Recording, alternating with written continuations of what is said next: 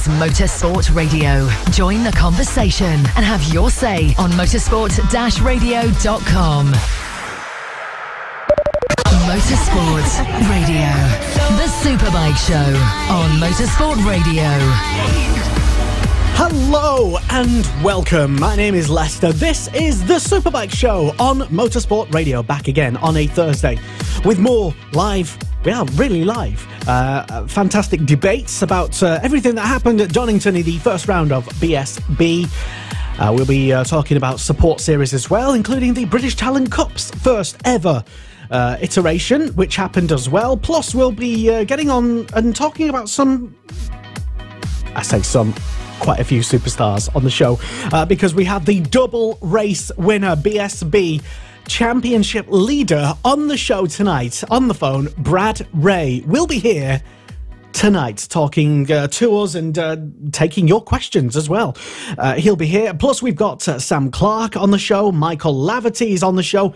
And coming up shortly, in just a few moments' time, in around about 15 minutes or so, Rob Winfield as well, taking your questions.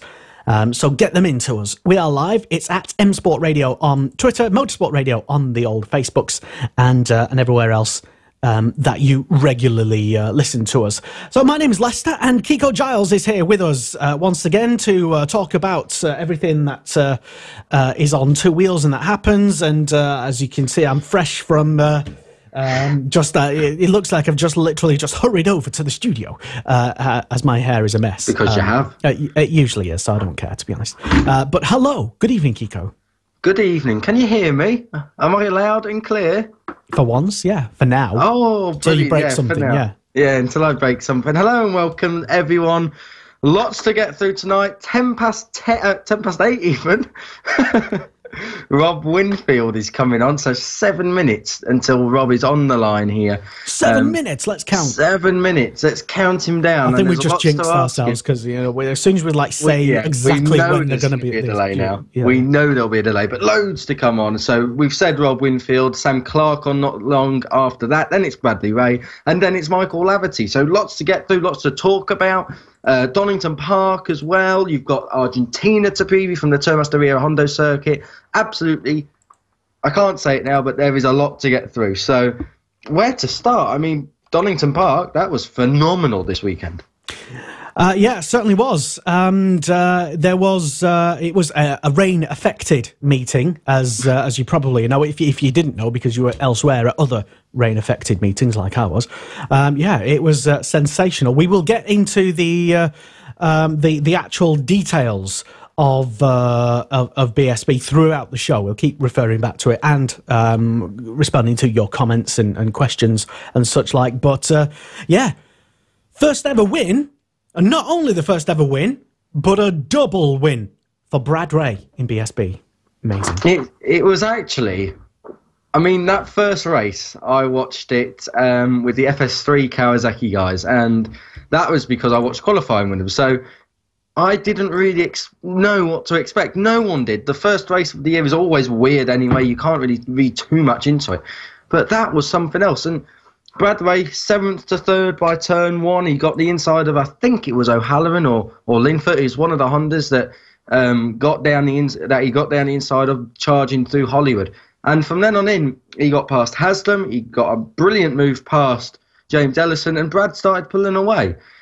But he was reeled in, and it made for the most intense final lap I think I have ever watched in my life. That was something else. What a way to kickstart the season. I actually know that Brad was 80-1 at one point to win that. Did you? Did you have a bet? No, I didn't. I didn't know. I didn't know until after. Otherwise, I would have. Because we were talking about this on last week's show, like who we would bet for the win, and we didn't. So. Well, I was actually going through your prediction, Lester. I've got your paperwork here in my Superbike Show folder. Book of notes. Excuse the noise, ladies and gents. Leicester's top 6 prediction. Did I mention the top 6? You did. Oh, right, this wasn't for Donington. This was just for the title. Okay. Glenn Irwin, Bradley Ray, Luke Mossey, Leon Haslam and Shane Byrne and Jason O'Halloran. If I turn to the front of my BSB super folder, top 6 in the championship, Bradley Ray. So you got that one, Leicester. Shane Byrne, you got that one. Dan Linfoot, you didn't say him, but you said Leon Haslam as well. You didn't say Luke Mossy. Yes, you did. And you didn't. Yes, you did say Glenn Irwin, and he's there as well. So the only one that you got wrong was Jason O'Halloran. So you got the wrong Honda guy, in effect. But five out of 6, Lester, for someone who doesn't know much about bike racing. Yeah, it's not like I've been producing bike radio shows since 2014 on various things. But yeah, admittedly, I am not the bike nerd that Kiko is. I'm not the bike savant that Mr. Giles is here. But yeah, you know, I have a glorious tradition of correctly predicting some things. Outrageous. I've never known someone to be so smug, lucky. You know what I should have done? Is had an accumulator on that. An accumulator. Do you know what? Tonight. This week. No, tonight, because everybody listening right now is going to be like, let's just, and then it's going to mess my odds up. So. Yeah, I think I am a member of the BWin. Now, we're not advertising betting here. We're just saying it's an option. I'm a member of BWin, and they actually allow an accumulator for MotoGP. So I will have a little look later on. I've got the odds screen right up now. That's why my face has kind of gone a bit dark, because BWin's page is black. If we do like that, back on the white stuff again. All right, yeah, we know how screens work. Not like that. But yeah, I will. If you send comments below, send us your thoughts, join in the conversation, and I will. Let's have a look at what odds we can return from a tenner bet as well. So let us know in the comments who you think the Argentine Grand Prix will go to. And so I didn't actually know that. You're saying from the championship positions that I predicted for the championship, they were actually 5 of the top 6 from the weekend. Not bad. Yeah. What about you? How many did you get then? I didn't write mine down. You wrote mine down. Okay. So you didn't get many then? Lester, you wrote mine down. I did. I genuinely didn't. I don't really. If you go back and watch the show, you are on camera scribbling away. Anyway, at the time it was we've got 2 minutes until Rob Winfield comes on. 2 minutes, Mr. Winfield. Be at your phone. Be ready. That'd be embarrassing if you don't answer, wouldn't it? We'll just lead into that a little bit and say what a good weekend it was for the Anvil Higher Tag Racing Yamaha team. Yes, James Ellison crashed out of race 2, but he was okay. But it was a podium for James. He was actually going to line up Bradley around the last corner to take him on the inside. And he actually got balked going down into the Melbourne Loop by Shane Byrne. So had Shane Byrne not got in the way of James Ellison, I don't think Bradley Ray would have had it all his own way down into the final corner at Goddard's. But great race nonetheless. Brilliant for the top 3 of that race. And James Ellison, top Yamaha in the championship. I believe, if I just scroll back through my notes a moment, he is actually 3 points outside the showdown. I'll have a look now. The sound of Kiko scrolling. 7th he is. Yamaha, 16 points. He's 3 points outside the showdown. Well, that's good, I suppose. Yeah, it's very good. I really wanted. Now we couldn't because of the fact that we don't have the right to play it, of course, and we probably get taken off offline and stuff. But have a look, and I don't know how exactly you'd search for it. I think it was Stuart Higgs himself retweeted it. The Italian version of the commentary. Yes. You know what I'm talking about, and straight away, Italian Bernicle, because he sounds just like it anyway, but in Italian, obviously, which is ironic because Bernicle used to do the Italian CEV Championship. Yeah, CIV. Whatever, but yeah, basically that, and so have a look on it. Head over to Stuart Higgs' Twitter account. That's where I saw it, and he retweeted the Italian version of when Brad Ray, I think it must have been race 1, where he was coming over the line, and think in your mind when you're watching it, Italian Bernicle. You'll laugh. Yes, I promise. Absolutely, it was very funny. Yeah. So yes, we will take. Are we welcoming comments about BSB? What we are? What people thought? Why not? I mean, we are doing a live show. It's not recorded or anything. So let us know what you actually thought about it. you can be as positive and or not positive as you like. Were you let down by any particular rider or any particular team? Did anyone kind of flatter to sort of deceive? Really, is that the right word? Do you know what I mean? Anyone fail to impress? Impress is what I meant to say. And did anyone have a really, apart from the actual championship itself, bad luck? A lot of bad luck.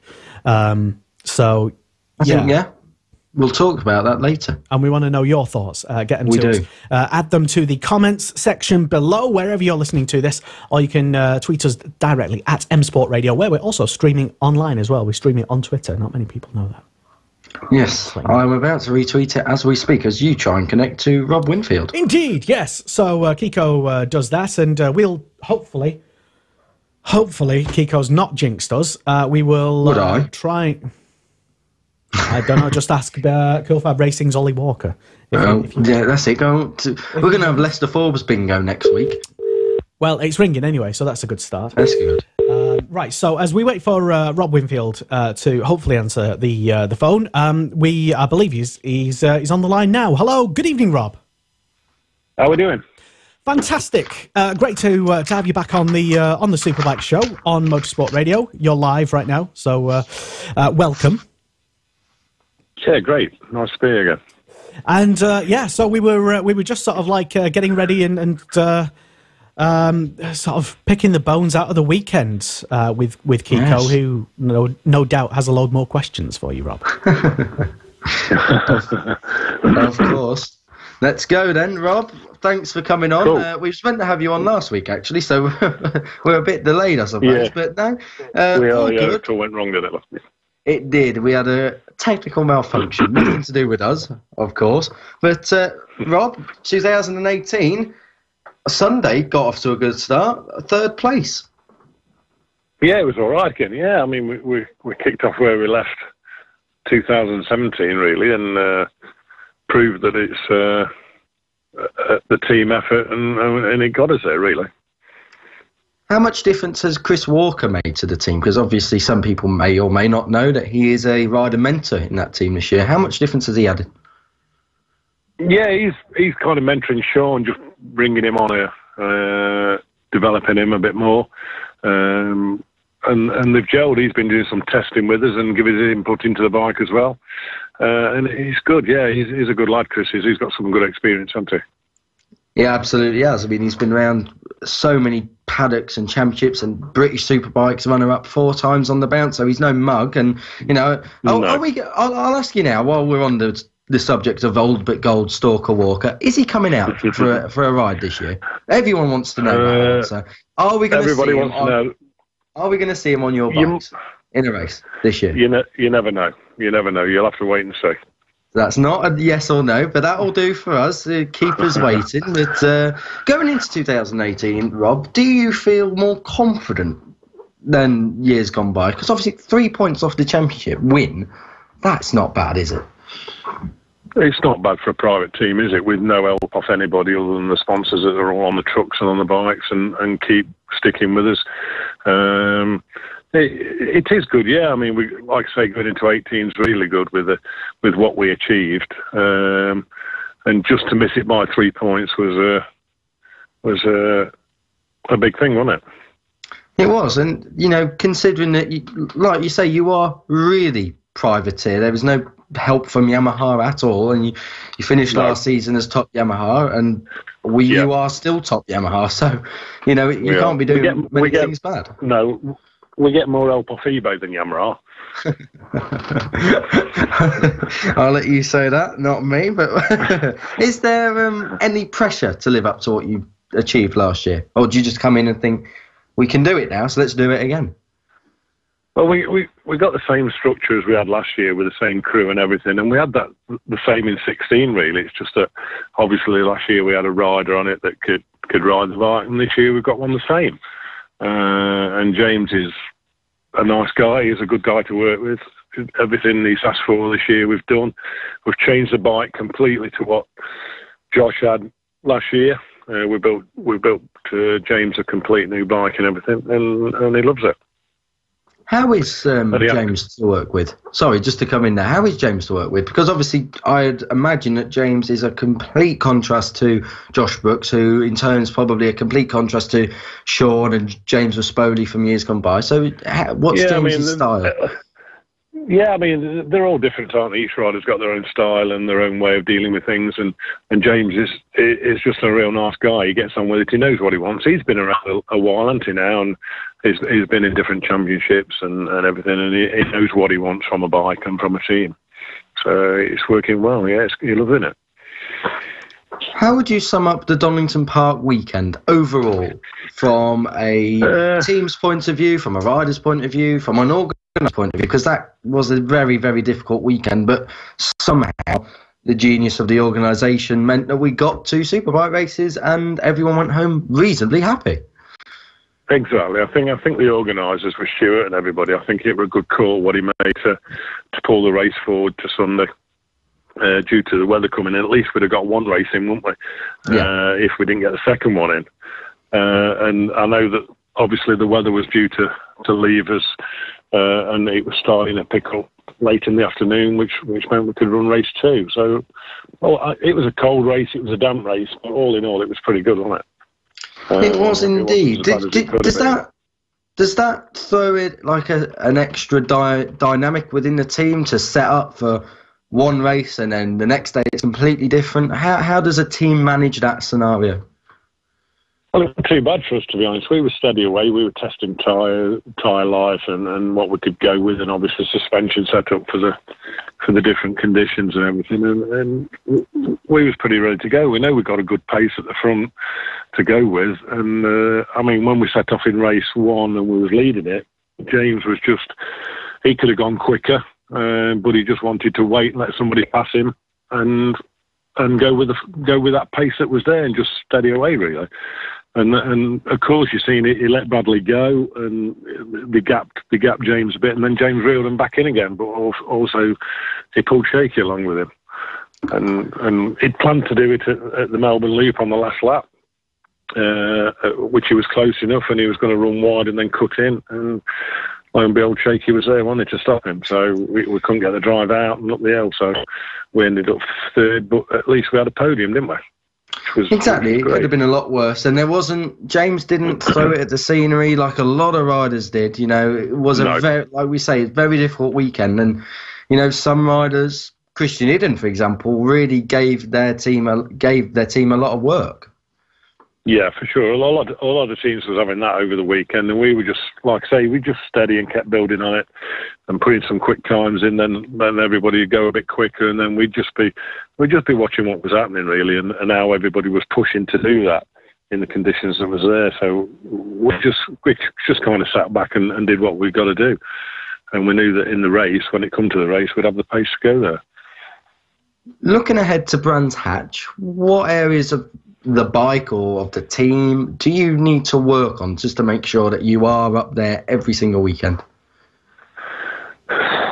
Nothing really. I mean, we've spoke with James, debriefed him and everything, and he don't want a lot altering with the bike, to be honest. He says it's absolutely fantastic. The bike is how it is at the minute, with the engine, the mapping that Gary does and everything, and he's loving it. And of course the work with K-Tech.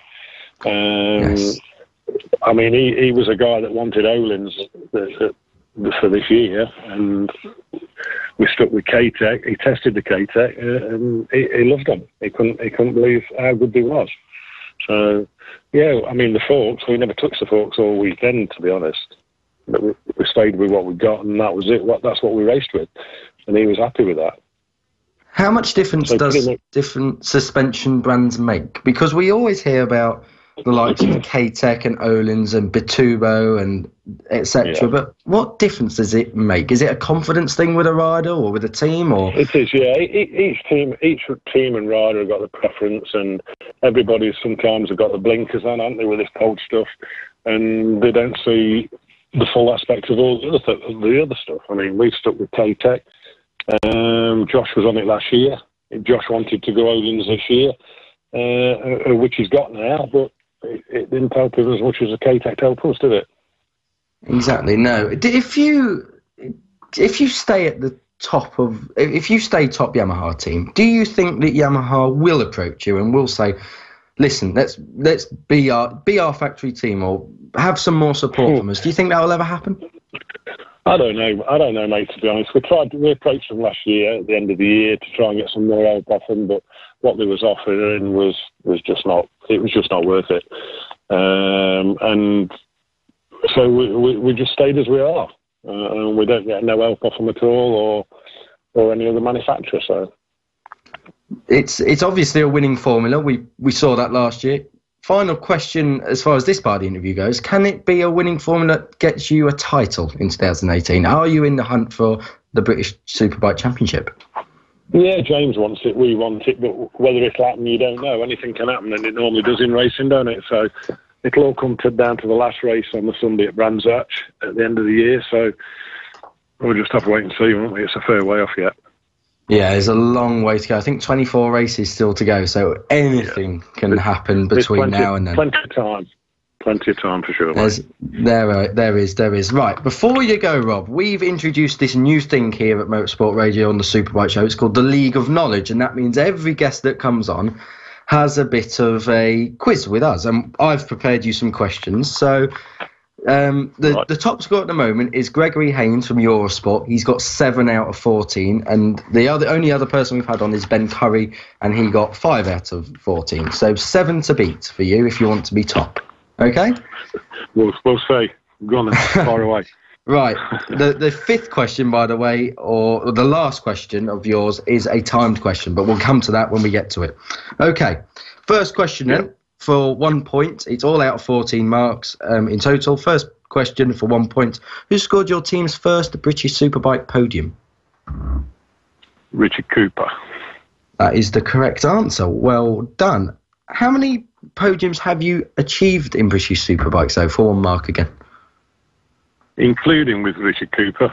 Including that Richard Cooper one. Since 2014, how many podiums have you achieved? How many podiums? Oh, there. I would say 10. 13. So more than you thought, but not a million miles away. The third question. Who was the last Australian rider to score a podium on a Yamaha besides Josh Brooks? So even when he was at Milwaukee, who was the last Australian before that? And this one is also worth 1 point. In Superbike? In British Superbikes. British Superbike. Oh, I ain't got a clue.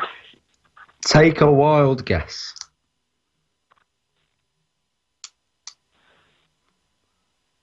I mean, Glenn Richards were in the Evo Championship.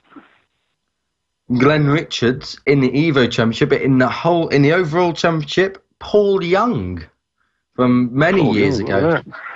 It took me a long time.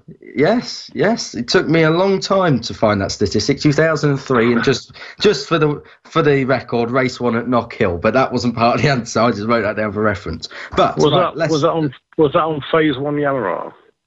That would have, I think that would have been. It would have, I think it would have been, because in 2000 he was on that. Was it level 1 or level plus something Yamaha? So I think he stayed with Yamaha since. So, I'm impressed with that. I feel like I should give you a point for that. But we're on give me half one then. Go on, we'll give you half a point then. We'll give you half a point. 1.5 points so far. Now, this is the timed question. So, Lester, can we have the score there? You have 30 seconds, Rob, and I will tell you when it starts. Right. You have got 11 riders since 2014 have rode for your team. Name them. Your time in Superbikes. Your time starts now. Christian Eden, Richard Cooper, Sean, Josh Brooks, Glenn Richards, Scott Smart, Howie Mainwaring, James Rispoli, James Allison. How many's that? You are on 7 correct ones at the moment, and your time's up. Your time is up. Right. Okay. So you said Richard Cooper, Sean Winfield, James Rispoli, Glenn Richards, Scott Smart, James Ellison, and Josh Brooks. They are the correct answers that I have. Harry Mainwaring Smart and Christian Idden, since 2014 in Superbikes, I haven't got on record as riding for you. But of course, that can be disputed. Yep. Go on.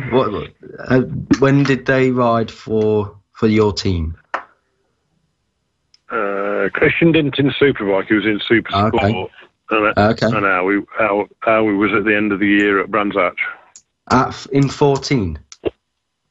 Not in 14, no, in 16. 16. Okay. Yes, he was on your Yamaha, of course. Yes, he was. So that's 8 I've got, and you... Okay, so we'll make that 12 then. 12 riders have rode for your team, 12, and you got 8, and you got the 1.5 points before that. So you are, Rob, you are actually our League of Knowledge leader at the moment on 9.5 points. Fantastic. So you might be 7th in BSB, but the thing that matters is you are top of our leaderboard here. And what can we say about that? We'll try and change that at Brands Hatch, won't we? Well, we'll try and get top of both. Why not? Yeah. So, Rob, thanks for joining in on all the fun. And we will get some comments read out later on about your appearance. Have we got any questions? I'm waiting for Lester to fire some over. I don't think we have, though, at the moment. So, Rob, thank you very much. Perfect. And I will catch you again at Brands Hatch. That's great. Take care, guys. See you later. See you later. Fantastic. Thank you very much to Rob Winfield and to Kiko, and of course this newfangled League of or Knowledge of which Rob seemed to do pretty well since all the questions were about himself and his team. Well done. Well done for remembering, I guess. Exactly. A bit of controversy surrounding the League of Knowledge, I suppose. I suppose a general knowledge type based quiz might have been more sort of like I don't know what's that thing called on BBC with the Mastermind. Yeah, might have been, I don't know, more fair, but just whatever. But I mean, you could probably call it a league of how much I remember about me. Don't know. For example, anything goes. We've got Sam Clark did well, on though. next, He's still leading, though. So 9.5 to beat Sam when you come on in about 7 minutes' time. Sam Clark is going to be here as well, and later in the show we will have double BSB race winner Brad Smith, Brad Ray. Sorry, not Brad Smith. Why did I say Brad Smith? I was looking at something else, obviously Brad Smith. But yeah, Brad Ray will be here, as well as Michael Laverty a little later in the show. If you've got any questions for any of those guys, get them to us. It's at M Sport Radio on Twitter, and it's Motorsport Radio on the Facebooks as well, or just add your comment. Even if you're consuming this show and we're not currently live on a Thursday night, you can still get involved. We do read all the comments, and we like to read all the comments as well, especially when they're comments telling Kiko to shut up, he doesn't know what he's talking about, and some such. So do get those in. Hello to Mark Adams. He says, hello all. He's been in touch. Andy Rollinson says, hello. Hello, Andy. And Stuart Everard says, good evening. So hello, Stuart. Good evening, Stuart. Very much for tuning in. A big hello as well to Rebecca Shaw, who's tuning in. Jay King as well, and champion in the Cool Fab Racing British Minibike Championship. Steve Paul as well as Ryan Lilly and other people whose name I can't pronounce. Hello, welcome to you all.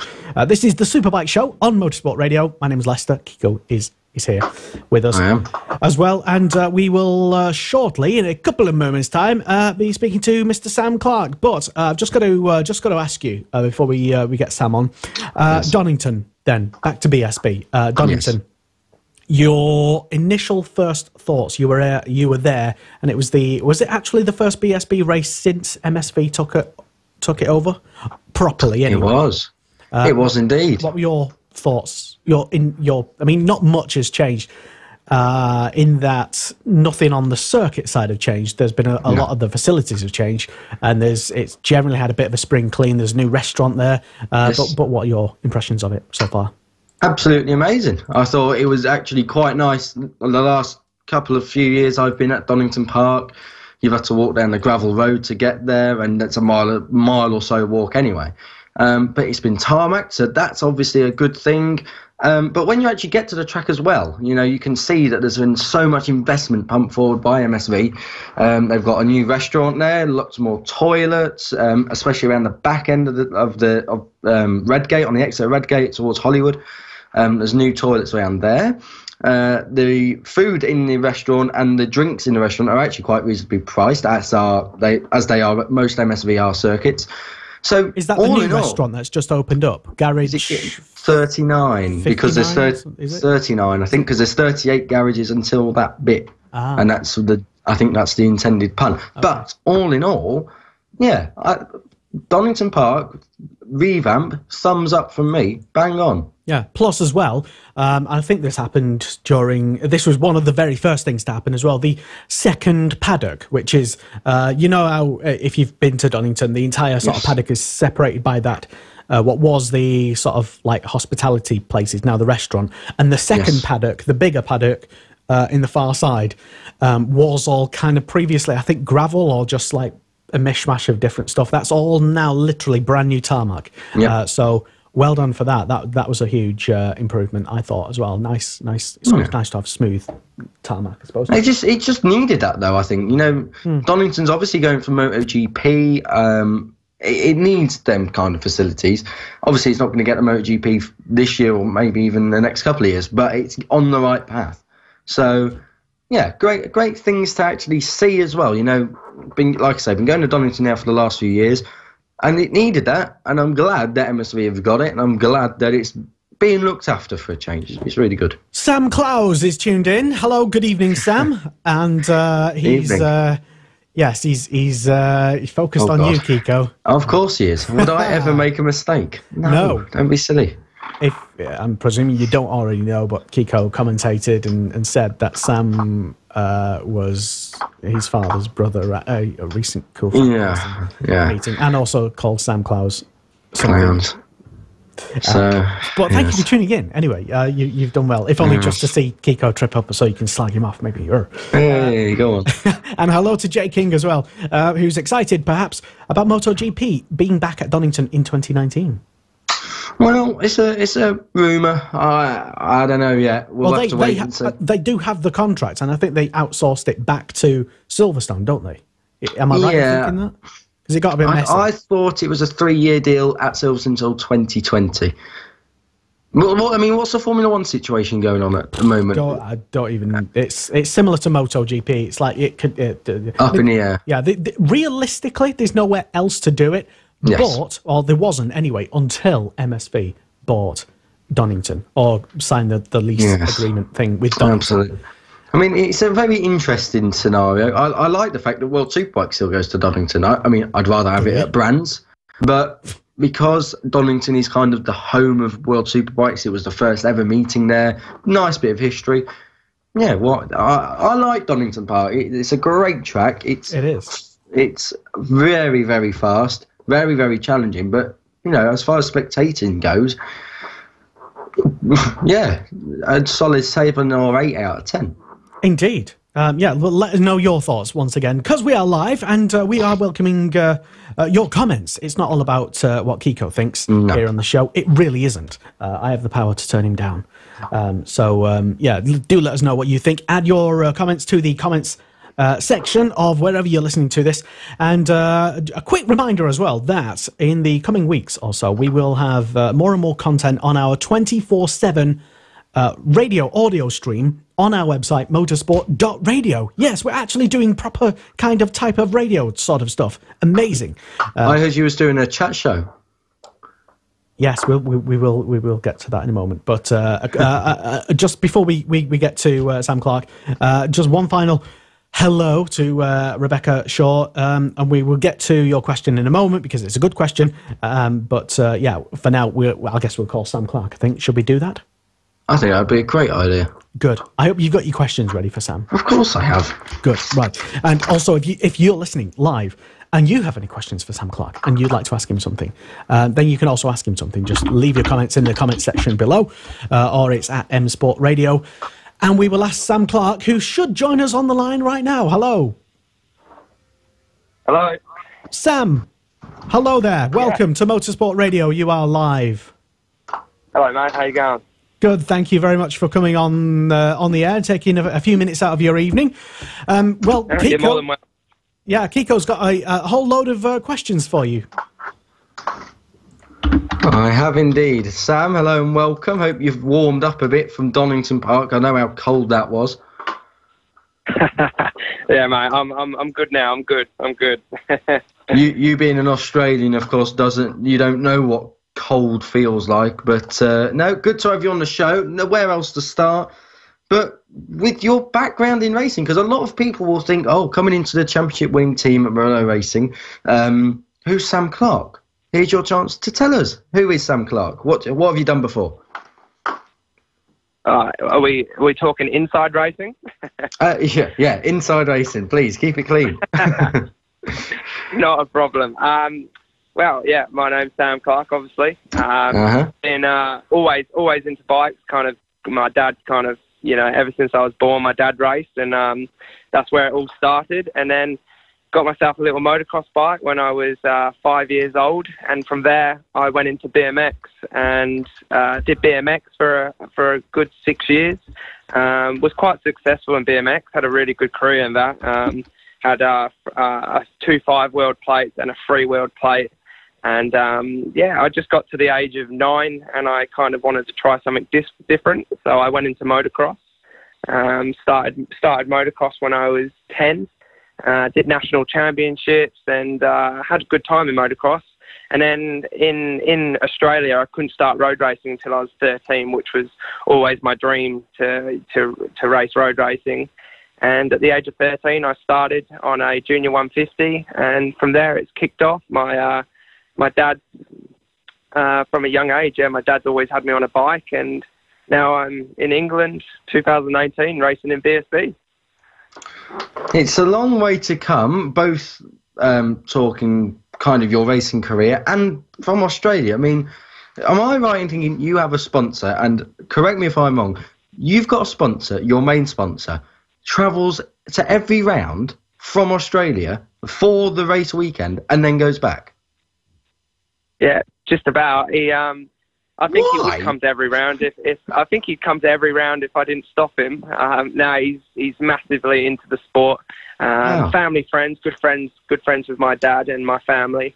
And it's not just Rob either. It's his wife Karen. She's really into the sport as well, and the commitment and support that comes from them two is unbelievable.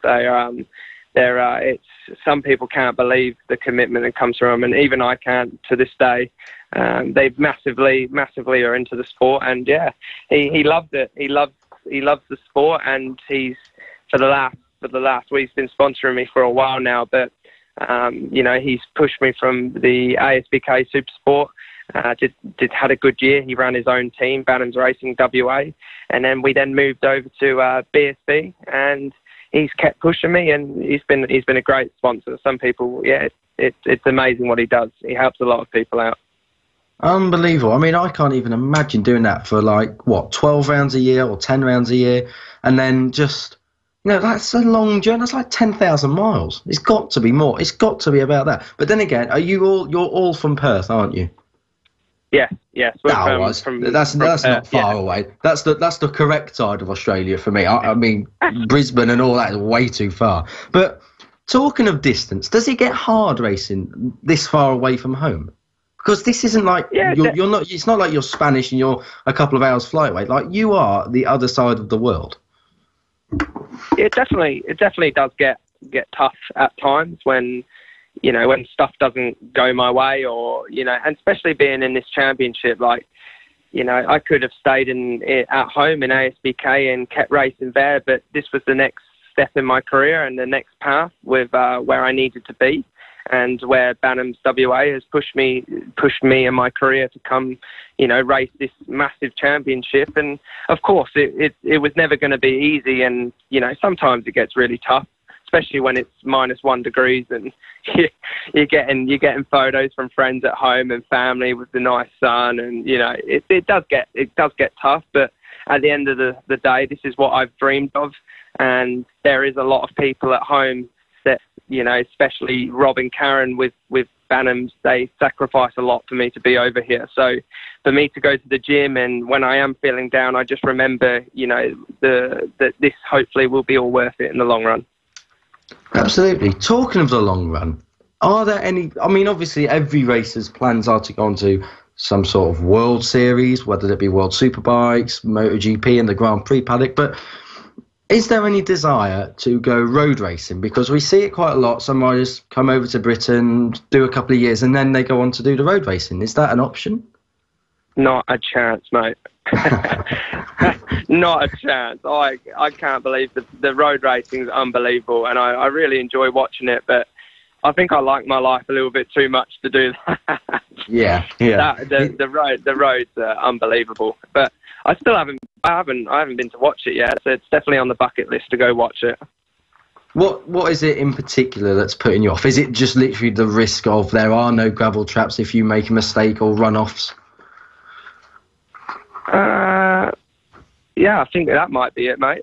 I think the wall being right there, and I don't mind racing, and I don't mind crashing's part of it, but yeah, all respect to anyone that does the roads, because that takes it to a whole new level.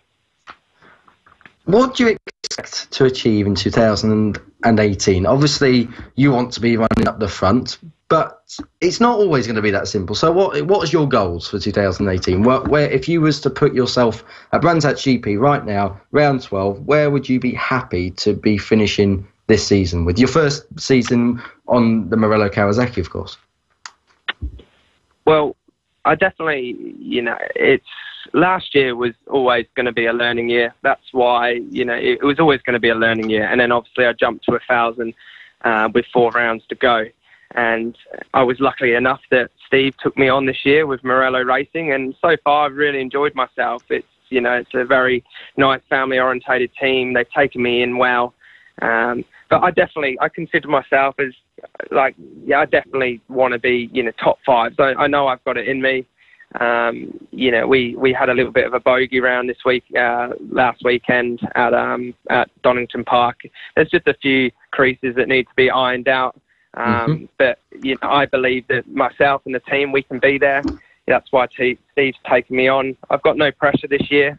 It's still a learning year, but, I've got faith in myself, and every time I'm at the gym pushing through the pain, that's all I think of is a podium. And, my sponsor believes in me, I believe in me, and there's many people, of course, that believe in me. So I do my part, and, I've got to believe in myself as well. How would you rate the start to 2018? I mean, for everyone, it's been difficult, but you had a little tip off in the race, but besides that, it wasn't a bad weekend. It could have been so much worse. Of course, it was always going to be hard. First round, the weather conditions was very tough, of course, but of course I expected more. But obviously the qualifying didn't go to plan, and with our class this year, it's stacked. It's a very competitive class, and I didn't make that easy for myself before the race even started. So I was quite happy with myself. I started 20th, and I pushed my way through, and I got to 9th before, unfortunately, crashing. But like I said, Steve and the team, they don't put any pressure on me. They know that when my visor goes down, it's all up to me. Every time I go out there, I'm always going to do my best, and they're really supportive. The race on the Monday, you started 20th again, and due to the crash that I had in the second part, the endurance race, and got my way to 15th. But we had a few problems. Won't go into detail, but I'm sure my team's a great team. They're going to sort the problems out, and we got a point on the board. We've got 2 points, which is more than I had last year. So we're definitely heading in the right direction, and that's always a positive. Absolutely. Does it give you confidence that Morello are the championship winning team? Not just last year, but they've won it twice in 3 years. They only came into the championship 3 years ago, I think. So does that give you confidence, the fact that you're being believed in to ride what is essentially a championship winning bike? Yeah, definitely. It doesn't seem to always play in my mind that this is the championship winning team. Steve's a very good team manager. He doesn't really go around, boasting, saying that I'm the, if there's a problem, he doesn't, he knows that every rider's different and we all like a bike are different and different setups. It's not like, well, I won the championship on this bike, so you need to ride it like that. Like, he's very understanding that every rider's different. And yeah, that's what I mean. It kind of got me a little bit by surprise coming into the team, because he's willing to work with his riders, and obviously that's what wins championships. He's a great team manager. He knows that, we had a few little problems at round 1 and we're already sorting them out, so we can come back stronger at round 2. Brilliant to hear that as well. We've got a question come in from Ryan Lilly. It's a question for you, Sam. And I'm glad I'm not asking this, because I wouldn't want to put myself in this kind of difficult position. But what's the main difference between the CF Motorsport Yamaha and the Morello Kawasaki, whether that be the feeling of the bike or the feeling within the team? Ooh. Well, I obviously didn't know any better when I got onto the Yamaha. I didn't know any better, like as in I'd never rode 1,000 before I got into the Yamaha. The difference in the Yamaha and the Kawasaki straight away is the Kawasaki, I find, turns a lot better. I find, it definitely turns a lot better. The Yamaha, there's definitely the bottom end, the grunt of the Yamaha. It seems very, very grunty, and obviously a different note. The Kawasaki feels a lot bigger, a lot longer. But so far, I'm really enjoying the Kawasaki. One of the big things that the Yamaha didn't have last year, unfortunately, was a down blipper, which this year I've got a down blipper, so I'm really enjoying that. That's definitely probably the highlight so far. But, a bike's a bike. Put me on anything and I'll do my best on it, but I'm really enjoying the Kawasaki so far, that's for sure. Brilliant to hear that as well. Now, that's the main bit over and done with. And as you know, because you've listened to the show before, we have the League of Knowledge, and you'll be taking part in it right now. So, first question for you, Sam. Who was the 2000? It's all about bikes, isn't it? Of course, nothing to do with maths or anything. Well, I don't think so. I mean, I wrote the questions. Oh, but please don't. We'll wait and see. We're not telling you anything here. So, first question. Who was the 2009 Australian Superbike champion? Oh, Josh Waters.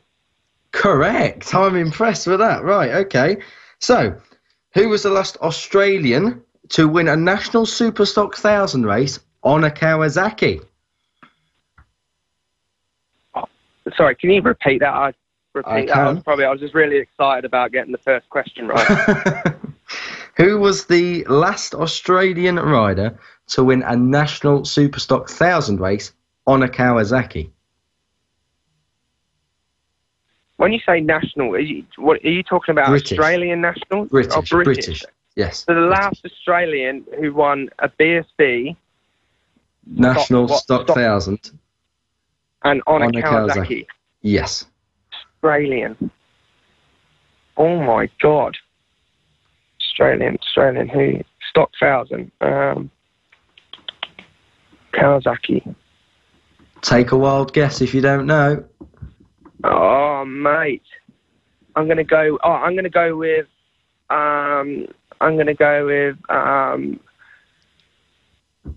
Oh, I've gone blank, mate. I'm doing what Ben Curry's done, and I've gone blank. Go on, take a wild guess. You've got to take a guess. Oh, I can't even. Billy McConnell, did he ride a Kawasaki in Stock Trail? The answer was David Johnson, and that was back in 2013. And I didn't think it was that recent, to be fair. Never mind. Are you still there? Are you there? I'm still here, mate. Oh, right, okay, sorry. I thought we eye-sided for a moment there. But no, David Johnson was the answer to that question. Question 3, then. When was Josh Elliott's last win, and at what track, for 2 points here? Oh, I knew I should have got to know Josh better. Josh's last win. He didn't win last year. Would have been 2015. We'll run this hard. Okay. What was it again? Have I got a name? What was it? You've got to tell me when Josh Elliott's last win was, and at what track. In what year and at what track? A mark for each. I didn't even know who Josh Elliott was until this year. I'm sure we'd be really happy about you saying that. I'm going to say Brands Hatch. And in what year?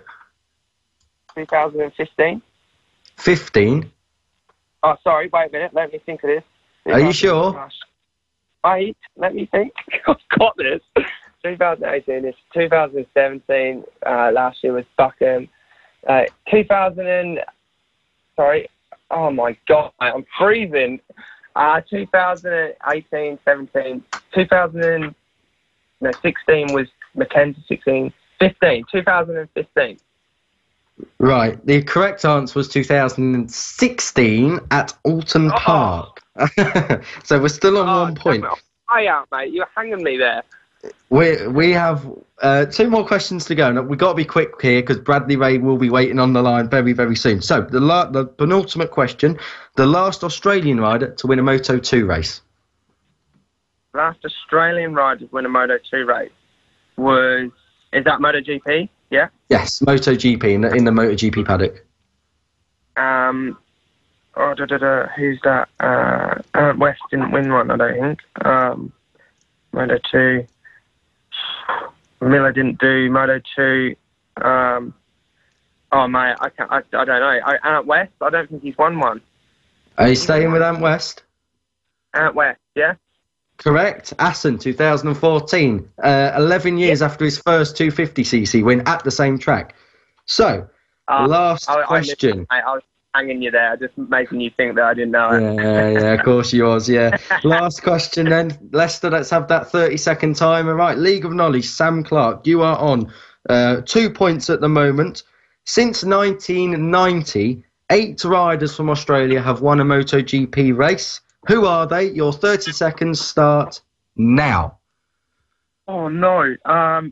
Miller, Mick Doohan, Casey Stoner, Wayne Gardner, Troy Bayliss won one on the Ducati, maybe. Troy Bayliss, McCoy, Gary McCoy. 10 seconds. Oh, mate. Clark, he's won one. Mate, that is it. I can't think of one. I've got to say, I'm impressed with that. You reeled them off. Right, so you got Wayne Gardner. That's obviously correct. His last win was at the 92 British Grand Prix. Mick Doohan, we all know, has won one. Gary McCoy won one. Bayliss won in Valencia 06 as a wild card.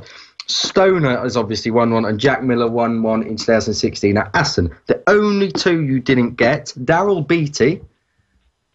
Oh, yeah, I would have never done that, mate. And Chris Vermeulen at Le Mans 2007. Vermeulen, yeah. So, well done, though. You said to me before we came on air that you wanted to get more than Ben Curry. You have. You have got 8 marks. You've got 8 marks. So at the moment, you are our top Australian, but you are second. You haven't quite got ahead of Rob Winfield. Sam, we're going to have to go. Thanks for everyone who's put a comment in, and thanks for coming on again, Sam. We will catch you at Brands Indy. Yeah, you're more than welcome, guys. Thanks for having me. Cheers. Thank you. Hi, I'm Ben Curry. Hello, I'm Josh Elliott. Hi, I'm Jonathan Ray from the Kawasaki Racing Team. I'm Keith Farmer. This is Motorsport Radio. Hi, I'm Joan Zacco, Motorsport Radio. Hi, I'm Ryan Vickers, and this is Motorsport Radio. Hi, I'm Michael Laverty, and this is Motorsport Radio. Hi, I'm Bradley Ray. This is Motorsport Radio. The Superbike Show on Motorsport Radio. Oh, fantastic stuff. Thank you very much, Sam Clark, for coming on the show. My name is Lester. This is the Superbike Show here on Motorsport Radio. Kiko Giles remains with us. How can he not be, really? I think I'd be stuck without him, I think. Oh, so cute.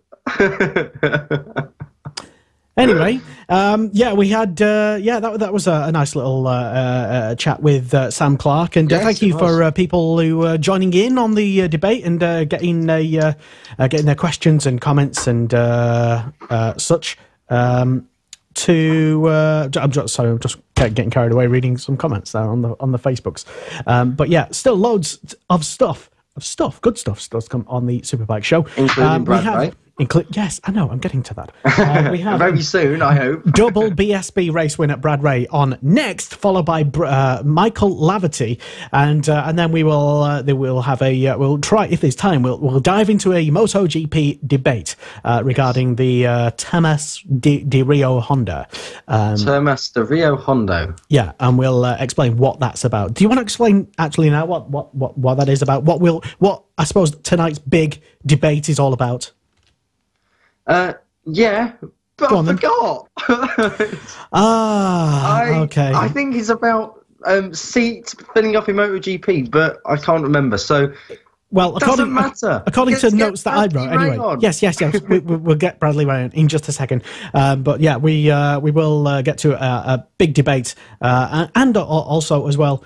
Any comments and opinions that you might have about this the upcoming MotoGP race as well, which is going to be happening very shortly.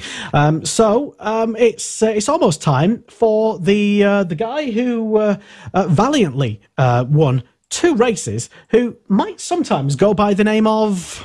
It's the Milky Bar Kid. It's the Milky Bar Kid. It's the Milky Bar Kid. It's the Milky Bar Kid. The Milky Bar Kid is strong and tough, and only the best is good enough. Creamy milk, a whiter bar, a good taste that's... He might not come on now, to be honest, after he's heard this. The Milky Bars are on me!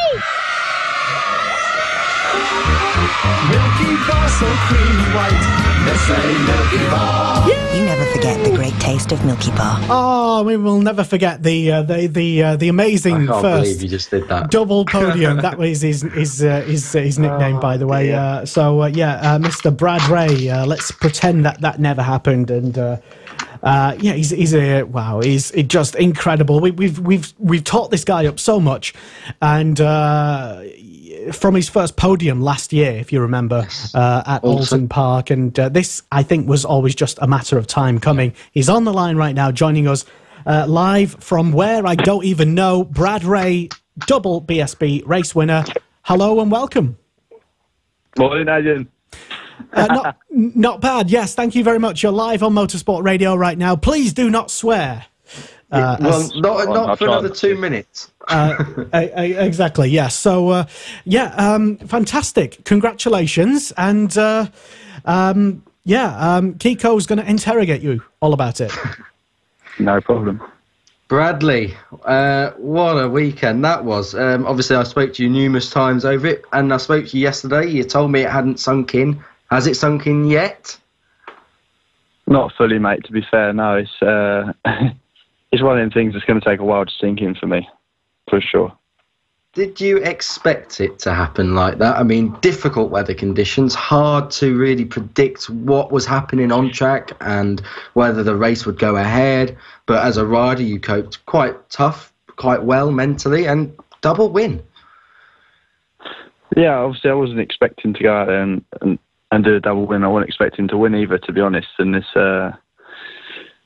You can never go out there and say you're going to go and win a race.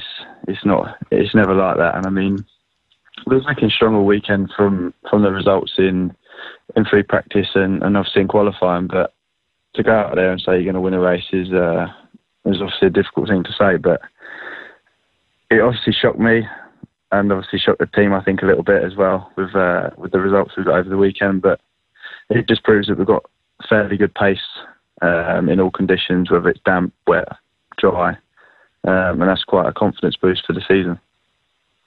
How did you prepare for that weekend? Because you spoke to me on the phone before that, and I'll quote some things you said. You said, you have to start digging in from the first round, and we need to mix it up. Well, you've certainly done both of them. That's it. I mean, you got obviously push from round 1 to round 12. But then you've got to be a bit careful as well, because, I mean, you've got 26 races throughout the year and you don't want to be throwing it away at round 1.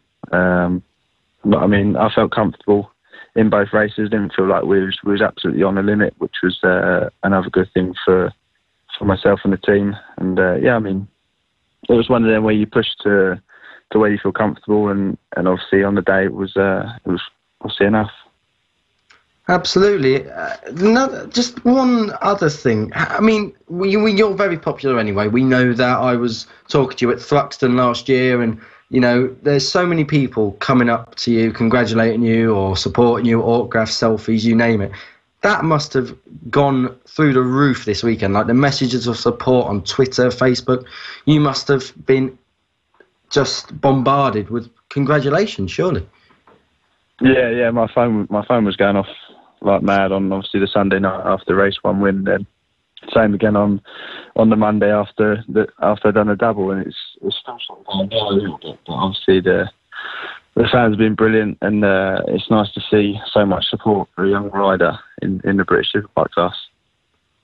That's another thing. You are still very young, and you're already achieving things that some people who have been there for 5 years don't do. Does that give you a confidence now to move on through this championship and a kind of belief in yourself that you kind of already had anyway, but I can do this, I can do the double, and if I need to, I can dig in? Yeah, for sure. It's definitely a big confidence boost to obviously win a British Superbike race and to make it double, but it's never going to be that easy for sure. And some rounds you're going to have to take points that you're sort of not expecting. I mean, it's one of them. I mean, it's a big confidence boost, but you just got to stay grounded and obviously believe in yourself as well. Believing in yourself is a big thing in obviously in racing, but not to get too confident and a little bit cocky. But yeah, for sure, to win at round one was a big confidence boost for myself and the team. How well has Coolfab prepared you for British Superbikes? Because we know you're one of the first to come through that kind of that feeder series. But what has that taught you through all those years of riding in with the likes of Luke Mossey in that championship, and obviously under the organisation of Roger Keys, who you still maintain a great relationship now? How much has that prepared you for the big thing, the real deal? Yeah, for me, it's obviously one of them things you have to go through when you first start racing. You obviously start on the mini bikes with Fab Racing, and then you work through the ranks. You go up to the Metrokit 50, and then obviously Metrokit 70, and work your way up through the ranks that Roger has provided for the kids. And it obviously prepares you mentally and physically, obviously, to ride the mini motos and then ride the 50s. And then you jump up from, I think we went from the 80 up to the 125 in the British Championship in 2011. And it's one of them where you start off having fun on the mini bikes when you're a kid, and then it obviously starts to get a little bit more serious, and that's when you know sort of a turning point whether you seriously want to do it or not. Talking of want to do it, what's the biggest piece of advice you'd give to the riders in Coolfab now? What would you say to them as a kind of motivation to say just keep at it, keep doing it, it's all worth it? Yeah, 100%. I mean, for the Coolfab riders, I mean, if you're going out there and you're enjoying it and you got a smile on your face, then carry on doing it. But it's one of them. I mean, don't feel pushed to go out and race your bike. It's a tough sport and it's a long sport, and obviously costs a lot of money. So you should be driven by your passion for sure. Absolutely. Last question as far as this segment of the conversation goes. Can this continue now? I mean, already people will say you're odds on, or you're odds on for a showdown place, or you're now a championship challenger.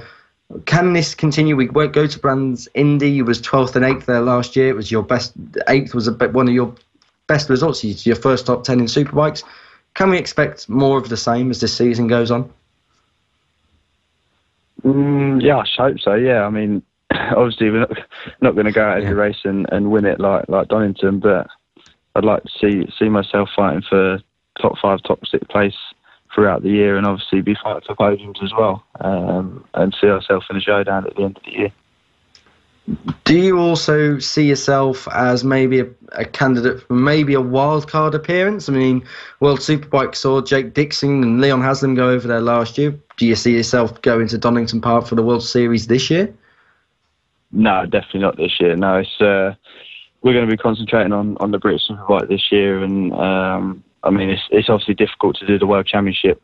Obviously, the budget's you need a big budget, and obviously we need a bit more time on the bike for the World Superbike. So, but definitely not this year, no. Okay, that's fine. Now, as you know, we've got the League of Knowledge coming on, and I believe you're with Ben Curry tonight, so maybe he's giving you some sort of like prep talk, get you psyched up and ready to take it on. The top score at the moment is 9.5, so we'll start now. First question, Brad. Who was the last Suzuki rider to do the double at Donington Park?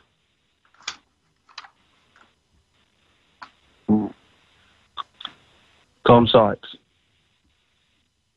Not quite. That was a stat that I put out. That was the last British Suzuki rider to do a double at any track. But the last Suzuki rider to do the double at Donington was Josh Brooks. 2012, I think. So, second question. Who was the British Superbike champion in 2005?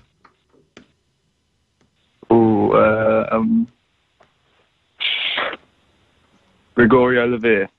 You are correct there. That's 1 point. Well done.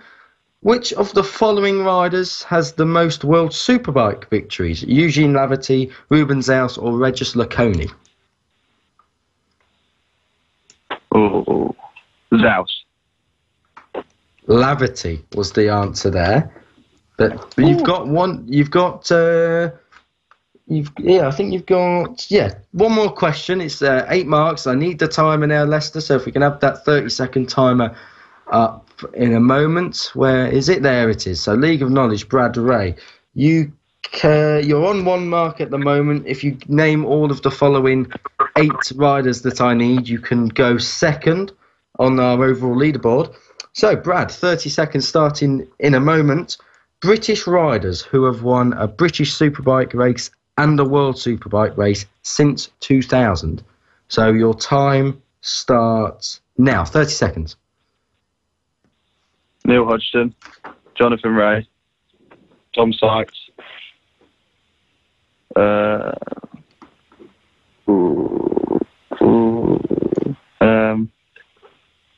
Shaky Byrne. 10 seconds. Johnny Ray. Not Leon Cameron. Leon Haslam. Leon Camia. Time's up, Brad. Not a bad effort. You said Johnny Ray twice, but apart from that, Hodgson, Walker, Byrne, Haslam, Sykes and Ray. You got 6 points there. And I've just seen... you've got to give me double for that. What did you say? You've got to give me double points for that. Double points? I don't know. I mean, I know the Rays kind of have this theme of doubles in the recent years, but I don't know about that, Brad. We've got one question left, just seen at the bottom. You became, obviously, another rider who's completed the double in British Superbikes at the start of the season, but who were the last 3 riders to start a BSB season with a double? You are on 7 points at the moment. This one is worth 3. If you get all 3 right, you can go top. Leon Haslam. There's 1. Shane Byrne. There's 2. 1 more, and you are top. In what year? Does it matter what year? You don't have to say the year. I just need the rider. I'll give you a hint. This one is before 2010. Leon Camia. Ooh, not quite. Gregorio Levere. It was in 2007 because Camia and Gintoli shared the spoils in the opening round of 2009. But 9 out of 14, you go second on our leaderboard. Bradley Ray, it's the only second you've had in a week, I think. So not bad. Win and a second. That'll do for now. Brad, thanks for joining us, and I hope it's all gravy. Cheers, Kiko. Speak to you. See you later, Brad. Cheers. Bye-bye. Epic stuff. Thank you very much, Mr. Bradley Ray. Kiko, did you actually give him an extra question there? Did he? What was that about? No, I actually messed up the order of the questions, but it doesn't really matter anyway because. Sure? Okay. No. I've got it wrote down. It's because where I've wrote in a different colour, it's kind of pushed my other question to the bottom. But no, that was it. That was all out of 14. All right. Okay, we'll let you off. Thank you. Yeah. Okay. Fair enough. Okay. Well, because we have high standards here on the Superbike show, and yes, we're the masters of integrity, especially when it comes to quizzes about riders. Or bikes, yeah. Yeah, bikes and whatnot. This is the Superbike show. I'm Lester, Kiko's here, and we'll have more interviews next. Now. This is Motorsport Radio. Join the conversation and have your say on motorsport-radio.com. Motorsport Radio. The Superbike show on Motorsport Radio.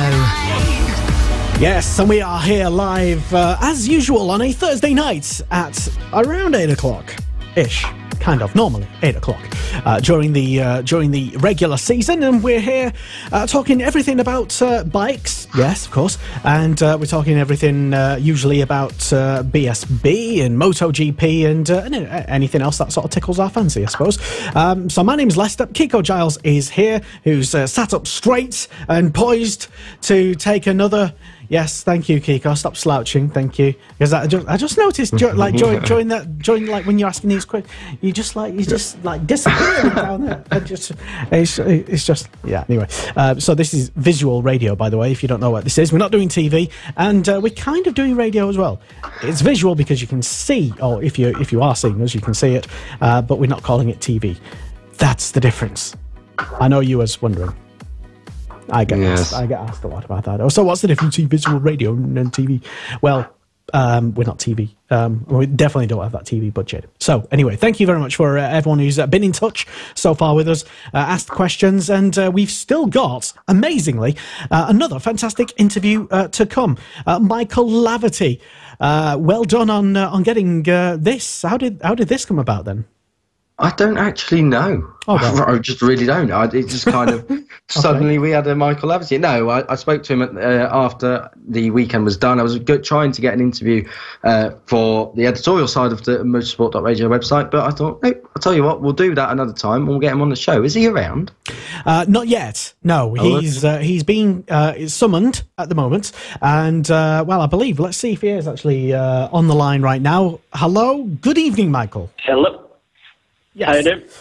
Thank you very much. You're live on Motorsport Radio. Welcome. Thank you. Nice to be on.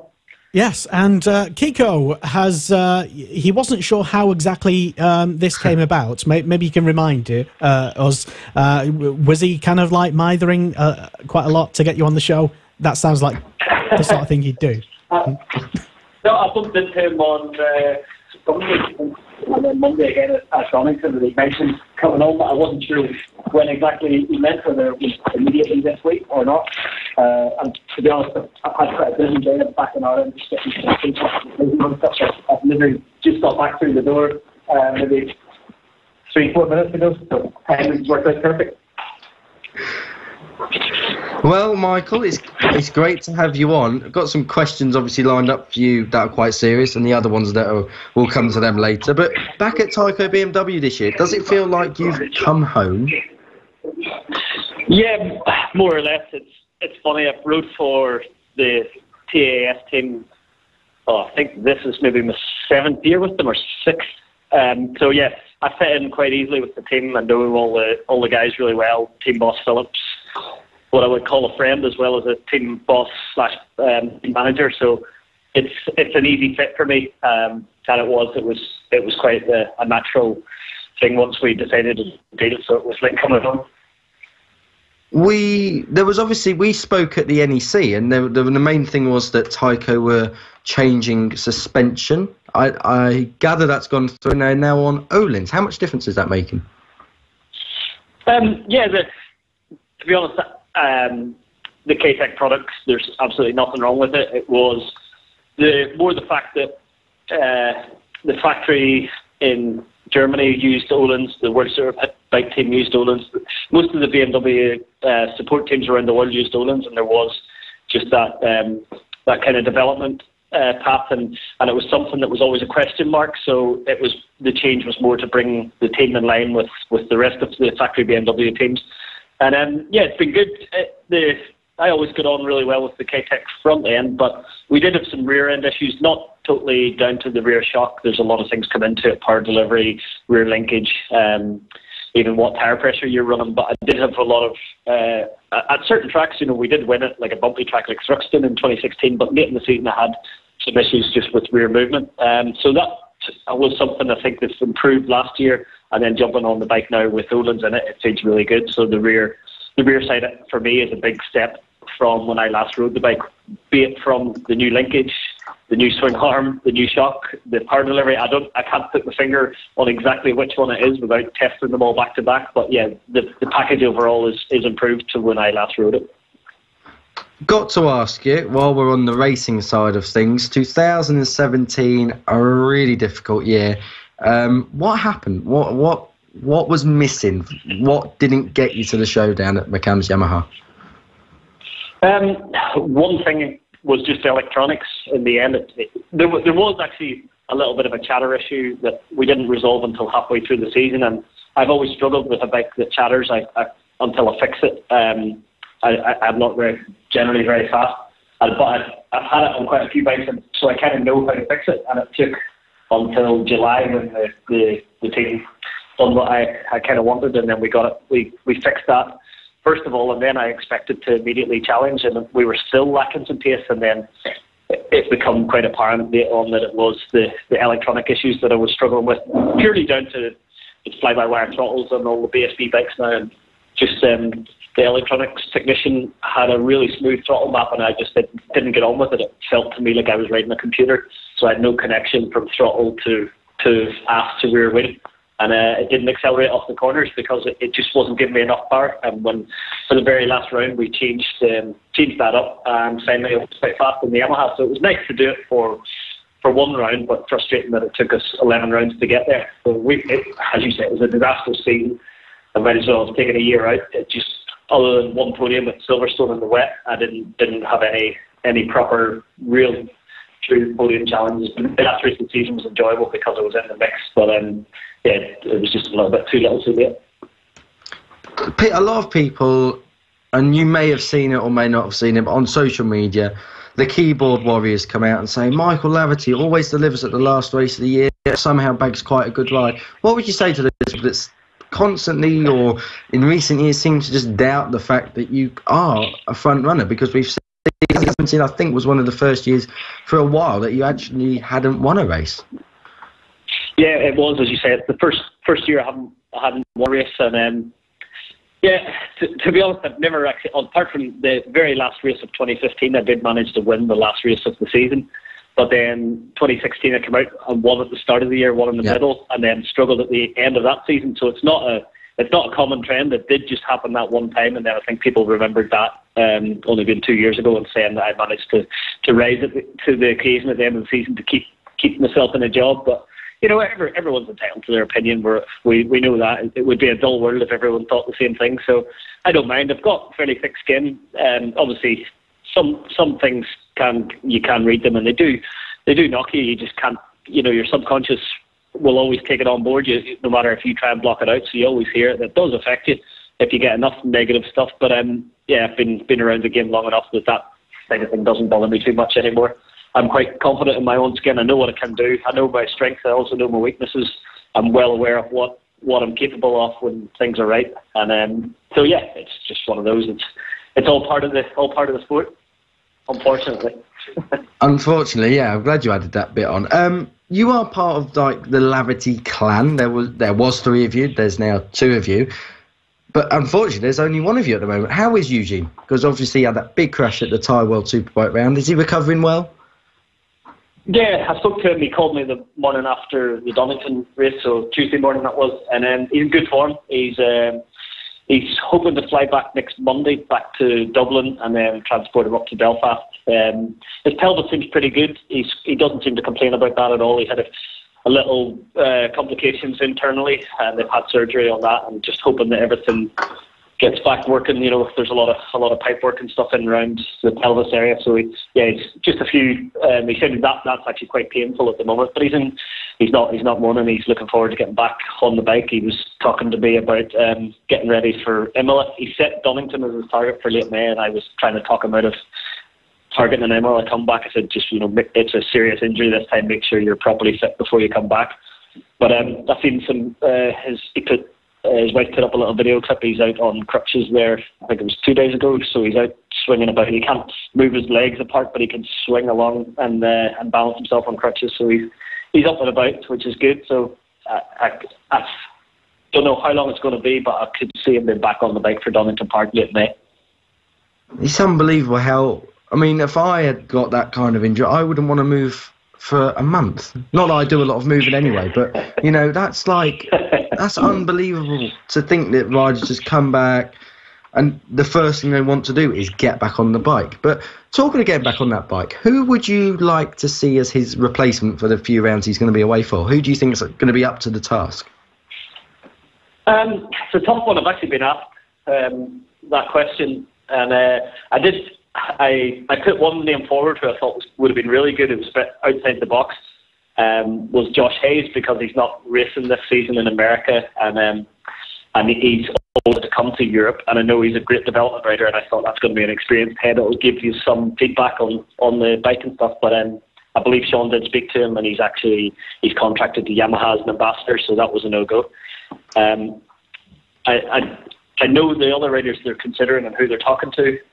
It's a tough one because I love to see the BSB guy jump on it, but unfortunately there's a clash with the first round with Aragon clashes with Brands, I believe, and then Aston would have been okay, so it would have been nice to have seen a BSB rider on it, but again, a lot of the BSB riders have got contractual obligations with certain manufacturers, so yeah, it'll be interesting to see who they do put on it, but I'm not quite sure. How about someone like Alex De Angelis? He's not riding anywhere this year. I think he's doing some rider coaching in MotoGP, but he's rode that Aprilia before, I think 2015, 2016, something like that. Albeit not as factory spec as it is now, but do you think he could do very well on it, or not so much? Yeah, I forgot about Alex. Actually, I was talking to him in Qatar, and now he's, as you say, he's working as a rider coach. He's not racing. Yeah, he was actually quite impressive on a few occasions on the Aprilia, and then on the ART bike had a big crash in Japan.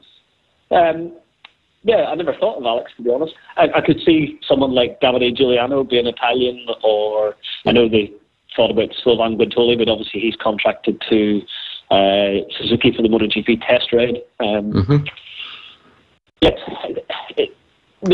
There wasn't a massive list, and Alex is one that I think of.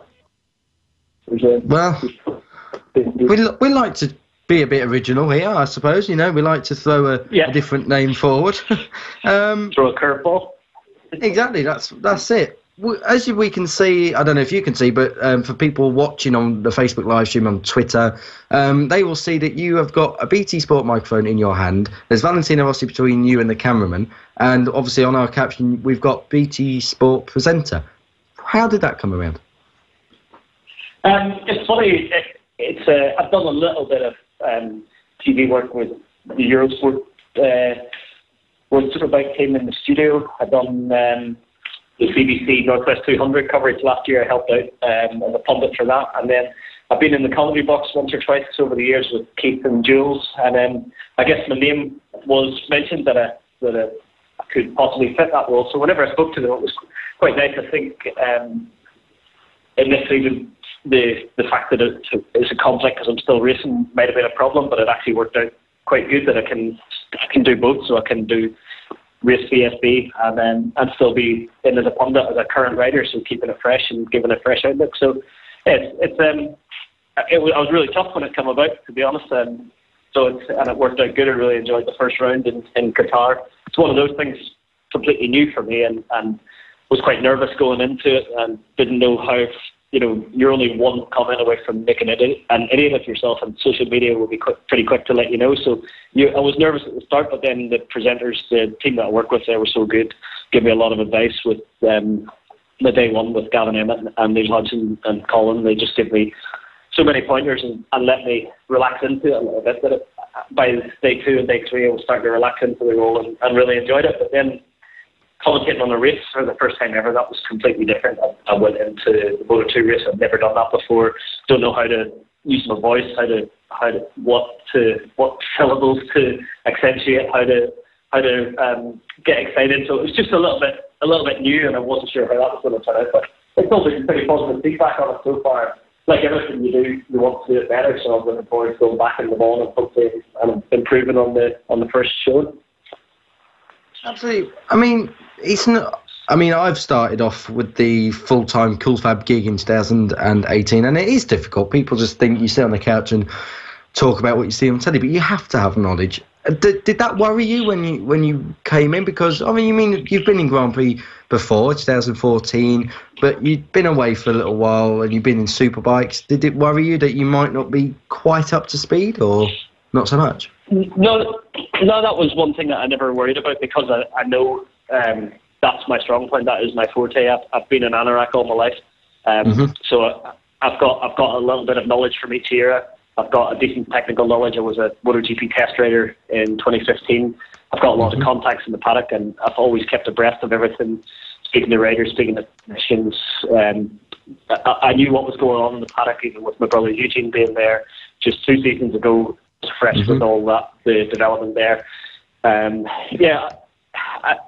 didn't worry about that side of it. That was the thing. The only thing I was concerned of was stats. Exact stats. I've never, really been one to keep a logbook of those in my head. So I didn't know whether to go in, and I did seek advice on that from Keith and from Julian, and they said no, just run with the knowledge off the top of your head for the first round, see how you go, and then you can decide what your strength's going to be. So everything, I didn't do any extra homework, if you like, going into Qatar. Everything I said was off the top of my head or knowledge I had. So I don't that way natural. But yeah, over the weekend you have to keep working. You have to keep. That was the funny thing when I've done it before. In the Eurosport studio, it was quite relaxed in between World Superbike race 1 and 2. But here, it seemed like you go live at the start of the day, and it's 10 hours of live coverage. And when you're not on, you got to be listening to what everybody else is saying, to what Keith and Gav and Hodgie and everyone are talking about, because you don't want to repeat that. And in between each session, you want to be trying to get as much information from the people in pit lane as you can. Plus, you're speaking to your producers and your directors, so it's a long, mentally draining day, and you're always trying to keep current, keep on the pulse. So like I say, that I enjoy that challenge to it, but it was definitely a tougher job than I anticipated. Do you think that it might take away from the racing focus a little bit this year? Do you think it might just distract you a bit, or is that again something you haven't really been worried about or thought about? No, not really. I don't think it should. Or the only thing that I could see is less time at home to train as efficiently as what I would do if I was at home and on the bicycle and stuff. So it is time away, travel time, which is tiring on the body, and then having long days at the track, and then maybe trying to slip in a gym session. So that's the only side that you could think of has been negative. But if I wasn't there talking about the sessions with BT Sport, I'd be sitting at home watching them anyway. So it's not a massive difference from that side of things, and there's nothing wrong with keeping your brain sharp.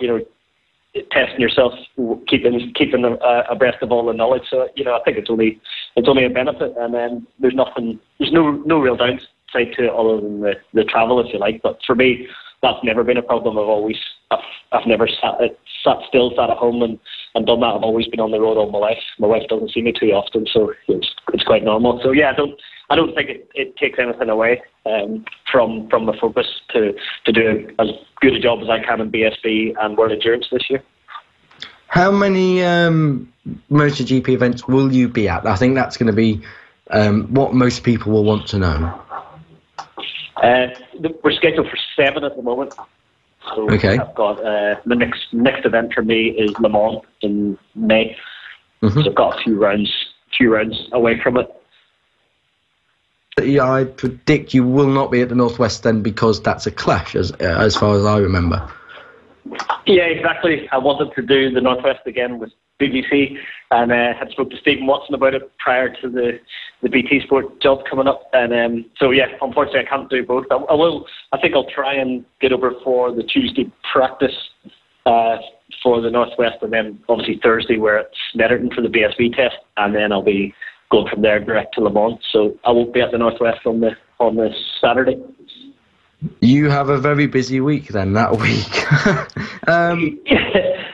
Even busier in that due to race the Slovakia round of the World Endurance on the Saturday prior to it. Oh my goodness! As I say, I don't mind travelling a bit, and as long as the work, as you call it, is motorbike related, it never seems like work to me because it's what I love. Whether it's talking about it, doing it, riding bikes, testing them, racing them, for me that's what I love doing. Dedication, I like that. We'll get the last question of this bit of the interview. Donington Park. So a lot of people will say, "Oh, Michael Haverty, 10th place again, da da da da da." But difficult conditions. Your first time back on a BMW for a year. 2 solid top 10 results. Moving forward, not bad. Yeah, I'm actually, it's definitely not starting them by any means, but I'm quite happy with that. I went into the weekend realistic. We done 5 days testing in Cartagena, so we only rode one track that was quite hot, and then we come back to round one, and other teams, Honda, Ducati, the Kawasaki team, the Smith BMW team, they had all done an extra 6 days maybe in Spain, at Monte Blanco, at Guadix, so they had rode a few different circuits and a few different conditions. So I spoke to the team beforehand and I said, look, our expectation this weekend should be to aim for that 6th place. That's going to be a good result given where we're at, and I think that would have been achievable had we had a normal run-in practice-wise, but because there was just no track time leading into the races, we were just starting off with almost a guess with the setting, and we got it better every time we did get on track, but just not. It was just very little track time, really, to be honest. So in those circumstances, given how easy it was to crash, I kept it upright, I kept my nose clean, kept it safe all weekend, learned a little bit about my bike, and brought it home both times safe. And as I said to someone the other day, there's 3 of last year's Showdown riders are behind me in the championship. So Josh Brooks, Jake Dixon, and Peter Hickman are all behind me in the championship. So 10th isn't startling, but it's a good solid start, all things considered. It is indeed. It's a long championship. There's, I think, 24 races left to go, so it's absolutely not decided here. We might see the whole thing turned on its head. Before we leave you to your normal life and leave you alone, we have got the League of Knowledge test, and you will not be getting away with that, I'm afraid. So 5 questions, Michael. It's out of 14. 9.5 Rob Winfield has got at the moment. So a bit of British Superbike rivalry going to go on here. So we'll start now. The last question is the main question, where you'll have 30 seconds to answer or list who you think I will ask you about. So, question 1. When was your first win in the British Superbike class? Mine, 2010. Indeed it was. Correct there. So there's 1 mark. Who joined you on that podium? Who was alongside you on that podium? Michael Rudder and... who was third? I'm drawing a blank for the third place. Michael Rudder was second. Third. Who was it? I don't remember. Have a little guess. Have a stab.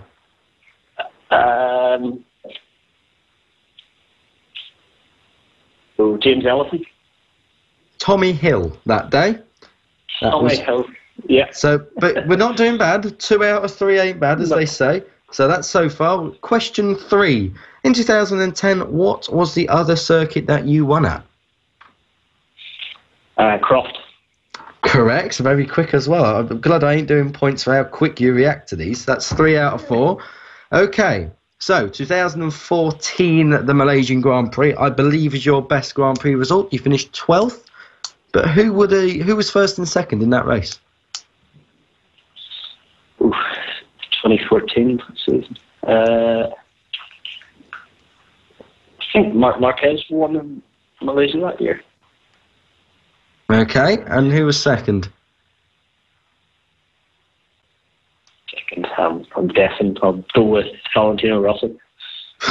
It's a good guess. That's 2 more, so we're on 4 out of 5, 6 out of 7, I think, at the moment.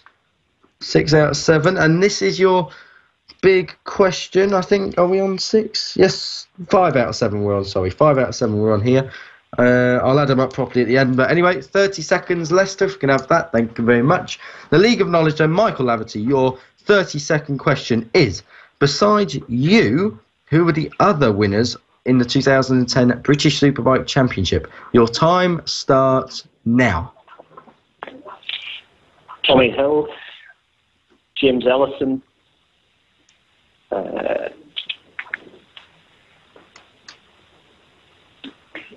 Ryuichi Kianari, Josh Brooks,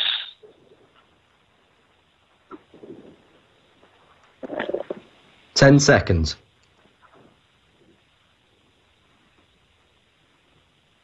So Michael Rudder. No, Time up there. So, you, we got through that. Not bad, I've got to say. You got through some there. Right, so, here's your answers. You said Ryuichi Kianari, Josh Brooks, Tommy Hill, Michael Rutter, and James Ellison. They are all correct, so that's the good news. The three that you didn't say, Alistair Seeley, Stuart Easton, and Tom Sykes, because Tom Sykes, I think, won as a wild card. I did. Brands Hatch, I think Brock Parks may have rocked up there as well. Yeah, I remember that. Tom won. So I missed. Where did Stuart win that year? I thought he didn't win that year. Stuart Easton, I think he would have won one of the first rounds, because I seem to remember he would have been on the Swan Honda, and he was always a lightning quick starter. Can't quite remember where he would have won. Maybe Alton Park, somewhere like that? Yeah, that would have been it. Early in the season at Alton. Because he had the big pressure. You're correct. I hadn't tell you, though, Michael, that is 10 out of 14. You are now at the number one position in our League of Knowledge. So you said you're an anorak. You've proved it, I've got to say. You keep your job at BT. That's the main thing. Yeah. And you're not in Argentina this weekend, we know. Or if you are, you're not now, because it's a bit late. Yeah. But 10 out of 14, that is a new record here on Motorsport Radio. If you tuned in live, you've just witnessed history. Michael Laverty, top of the Motorsport Radio League of Knowledge. You've just got to get to that number one place in British Superbikes now, Michael. Yeah, that's a bit tough, but we'll give it a go. That's it. Michael Laverty, thanks for joining us on Motorsport Radio. Thank you. Epic stuff. Thank you very much, Kiko, and thank you very much, Michael, for coming on the show tonight.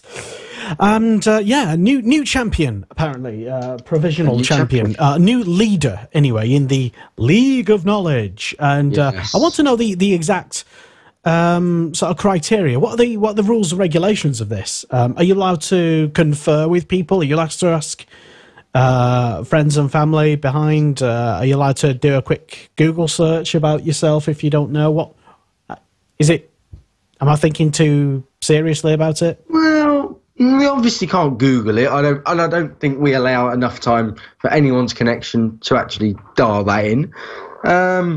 You can confer, I suppose, with one person if you happen to be. Where did I finish in 2000? If you happen to be in the same room as them, but you can't. You certainly can't ring someone up. But we'll tell you where it comes from. I think a lot of people probably want to know where the hell does it come from. I'll tell you. Was watching good old Top Gear back the other day, and I thought, lap times. You know, that's quite an interesting thing. Get big celebrities on. So we just basically did a knockoff of it, haven't we? It's basically done a Poundland version of the put a star on a reasonably priced car. I think what Kiko means is he was inspired after watching a high-quality production of BBC's Top Gear. Other channels are available. Yes, and other shops for £1 are also available. Yes, Pound World, Pound Stretcher. Yes. Home Bargains, and it's not really a pound shop. All right. But it's all our guests as well. We're out of guests, but luckily we ain't out of time. We've got the Argentine Grand Prix to preview. Yay! Because I've literally, to be honest, I've not even had time to even look at what the news is. Who's done what? Is there any news? What's happened? What's the latest? Before we get onto that, all right, have we got the image that we emailed? I emailed to you. Have we got it? Yes, we do. Have we got it now? Yeah, I believe do you want to set this up as sort of like explain? Because I don't understand it. I understand it. Right. So, in the British Superbike paddock, there are numerous characters from British Superbike level to Moto3 Motorstar level. But there's a really good guy. We actually spoke to one of his riders earlier, Sam Clark. Now, his team owner is Steve Buckingham. When Sam Clark was being interviewed on the show, we have live footage of the household in Hockering. I think we have a picture of it now. Here we go. Yes. There we go. So, just explain. Yep, Steve Buckingham there and his family going from right to left. Steve's a massive Pom Bear fan, and he's eaten so much of him over this weekend, he actually turned into one. So, brilliant stuff there, Steve Buckingham. Great to see you, even if we can't have you on the show as a conversation. But yes, Steve Buckingham, ladies and gentlemen, Morello Racing Kawasaki team owner. I fear that didn't work well for radio, but I'm sure anybody watching would have saw a family of Pom Bears. Yes, Pom Bears, correct. I've had to buy 2 packs for him. Yeah, did they make their way to him? No, because I bought them after the event. Yeah, okay, then. Of course they didn't. But anyway, what about the Black Pudding League as well? Were you going to sort of go around the country sampling? Yeah, this is it. Stornoway still at the top for me. Blackburn, Bury, then Huddersfield. Huddersfield's 4th, I think, out of Black Pudding. Okay. Well, what about particular like BSB circuits in proximity to good Black Pudding? Knockhill. Knockhill's in my top 3 of British Superbike tracks anyway, because I just love it going up to Scotland. We'll be at Scotland. Big news, we are in Scotland. Hotel booked. We're off to Jockland. Me and thee. I think we're off to Dunfermline. Oh. Yes, you. We are. Me and thee. We're off to Dunfermline because we're going to Knockhill. Yes, get in there. But no, Knockhill definitely best place in the country. In fact, it's so good. Other hotels are available, but 29 rooms at 29 Bruce Street, absolutely phenomenal. Brilliant breakfast, potato scones, square sausage. I've got square sausage in my freezer over there. Not in Leicester. As Kiko reviews the square sausage scale of BSB circuits in the UK, you're listening to Motorsport Radio. Yes, Superbike Show is here. But no, as we do our cuisine review of the whole week. I started that. I should apologise. Yes, but no, Scotland, we're going to be there. So get us some questions fired up. Who do you want to listen to? Who do you want to be able to talk to? And we'll see what we can do for you. But the Argentine Grand Prix, as we tango from British Superbikes over to Termas de Rio Hondo, Leicester. Who's it going to be this year in old Argentina? I don't even know. To be honest, I'm not going to. Should I predict? I don't know. Yes, because you Kiko, always get them right. Well, okay. Since you've just said that, you've just jinxed it. So thank you. Go on. But I genuinely don't even know. Like I said, I've not even had time to. My mind's still like in what happened last week. To be honest, I've not even. Do you know like it's that when you need like a full day to sort of like just chill out and then think right. That was like last week. What's going on this week? I've not even thought about it, to be honest. Who won last year? Last year was Maverick Vinales, but I wouldn't have money on that this year.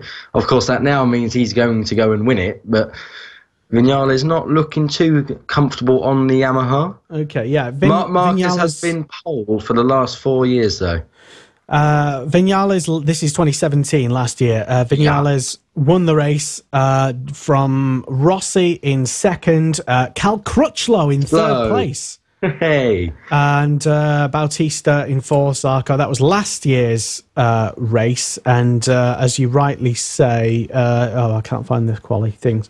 But yeah, this year, you know what? I'm going to... just because he probably went well last year, and also as well, I'm trying to remember how well he did at the first round. He finished fourth in Qatar as well. Crutchlow. He's going to say it. He's going to say he has said it. Crutchlow's going to... I never said it. You've just wrecked it now. Well, I never said anything. I've got to say, Cal Crutchlow has actually got a great record in Argentina. As all Brits have, of course, in Argentina. But, yeah, 2015 he was third, mugged Andretti in 08 on the last corner, which is not a place to pass at. 2017 he was third again. I think he crashed in 2016.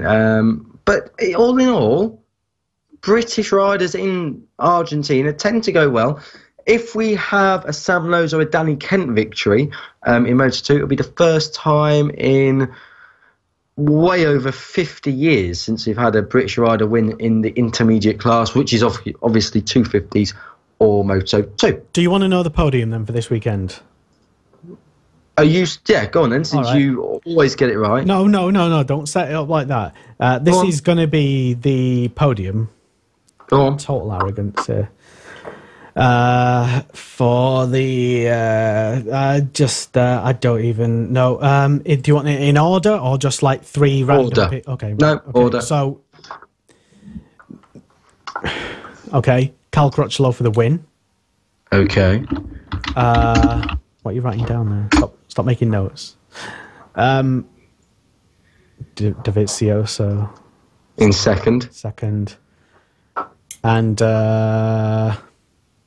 Rossi in third. Okay. How about, now we did say this at the top of the show, so if you're still tuned in with 13 minutes to go, well done. Who do you think will win in each race? And I can actually now, with my amazing system, which is called bwin.com, put in the chances of that bet actually turn in. So who do you think will win in MotoGP, Lester? Did you say Cal Crutchlow? I believe yes. Okay, so Cal Crutchlow is trying to. Could I have a bet, for example, on other bookmakers online are available? They're not. Not for this. They actually are not. Bet365 do British Superbikes, but I don't believe MotoGP you can bet on all three classes. Well, anyway, but can you actually put in predict the entire podium in possession, not just the particular winner? I don't think you can do the podium, which is annoying. Yeah, because that would be worth more, obviously. But anyway, carry on what you were saying. Go on, Cal Crutchlow for a win. Did I say Dovey second? I think I did. Hang on, no. Who are you going to have in Moto2? Oh my God, I don't know. Jeez, yeah, that was okay. I thought you just asked me for the podium. Moto2. Oh God. Well, okay. Who's? I don't know. You do yours first, and I'll. No. Let's do yours because I'm halfway through it already, and I wouldn't have Cal Crutchlow to win. God. Okay.